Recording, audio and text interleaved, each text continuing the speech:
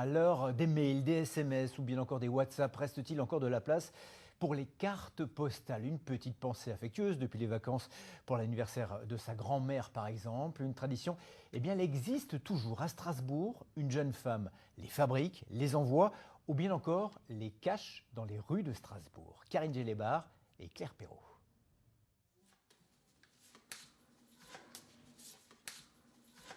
Et si communiquer par courrier papier n'était pas si dépassé, remise au goût du jour même par les jolies cartes postales du Carte Cool Club. Elles s'échangent aussi par les réseaux sociaux.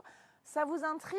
C'est le but, il fallait y penser et nous on vous explique. Il y a des personnes à qui j'écris depuis toujours, donc ça va être ma grand-mère, ma cousine à qui j'ai beaucoup écrit quand j'étais petite.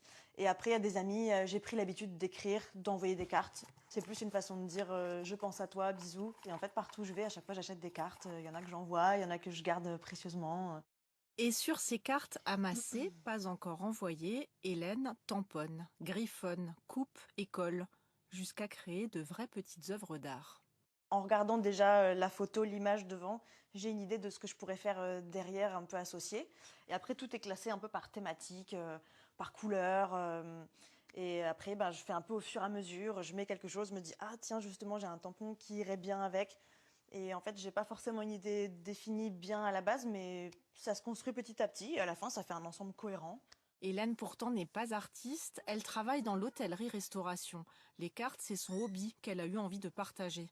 Alors l'été dernier est né son compte Instagram, le Carte Cool Club, et ses créations ont commencé à voyager dans les rues de Strasbourg comme une grande chasse au trésor. On va trouver un endroit cool. Je fais le tour. Cette semaine, je vous propose 2 cartes différentes, une à offrir et comme d'habitude, le caché-caché, le numéro 20. Une carte cachée chaque semaine, à ce jour recherchée par plus de 1300 abonnés.